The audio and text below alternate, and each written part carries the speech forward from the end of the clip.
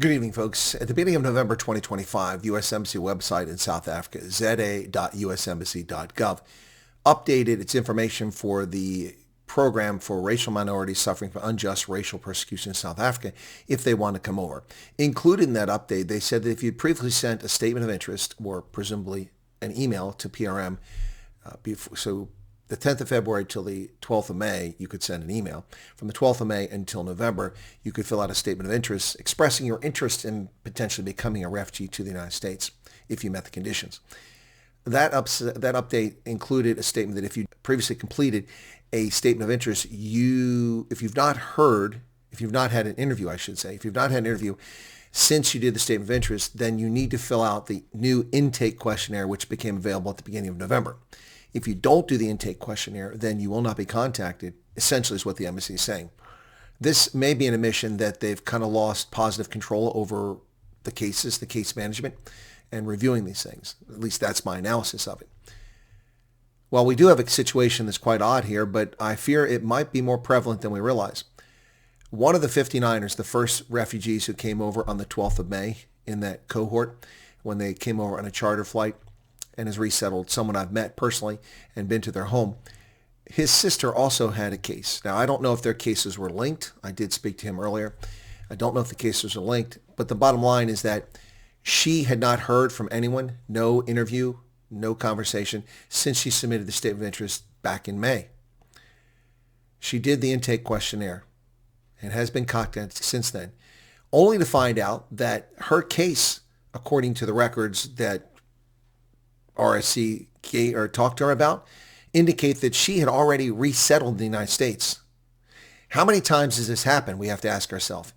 If you have not had an interview, folks, you need to do the intake questionnaire if you want to participate in this program. So thankfully, she followed my advice, which is derived from the information on the U.S. Embassy website when it came out, and I announced it immediately.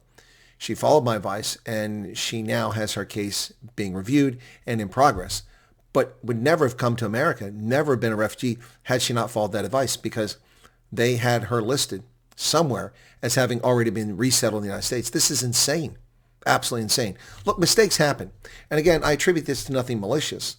The chaotic nature of the president's decision to allow this program after he suspended the entire refugee program for the world and then brought it up without applying funding to it, and then putting the embassy and PRM and USCIS in an awkward situation of trying to implement this program. And then the rush to get through the program while dealing with political pressure from leftist media and lying people in Congress and in South Africa about the program, denying that these people are even refugees, when in fact they meet the standard under international norms, and they also meet the standard of the Immigration and Nationality Act of 1980. So in my view, they rushed and mistakes were made. I know, that's a trite phrase, mistakes were made, but mistakes were made. But how many mistakes were made? I'm beginning to get very concerned about how many mistakes have been made in this process. I don't know, and I'm not making allegations, but it leaves us wondering. A lot of my viewers, for instance, come on and say, I've never been contacted. And I'm like, my response is, go do the intake questionnaire. And some of them have subsequently been contacted. Some did it right away, or within a day or two of that become available in early November, and have not been contacted yet. I suspect that's because an awful lot of people, thousands of people, had submitted statements of interest and never heard from anyone. So we hear comments from government officials saying that the slow uptake in this program. There is no slow uptake in this program there, Myron. There isn't simply any slow uptake. There may be slow execution on the part of the U.S. government through its service providers, RSC, a subsidiary of Church World Services, and the Amerikaners, but there certainly is no slow uptake or interest in this program. There are a lot of people who've yet to be processed, and a lot of people who are in the process of being processed and getting through it.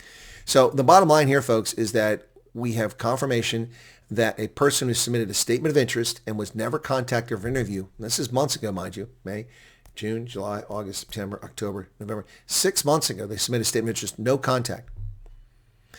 Took my advice, which is derived from the U.S. Embassy, publicly available information, submitted an intake questionnaire, only to find out that they weren't going to be contacted because the records showed that they were already in America.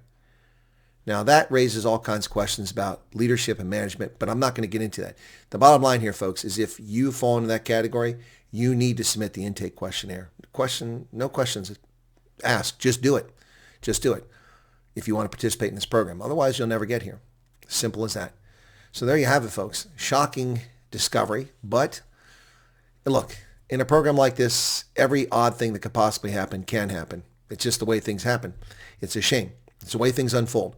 But that's reality here. So I'm sorry to hear that, but I am glad to hear that that his sister is now in the program because she also wants to come over, feeling she's also a victim of unjust racial persecution.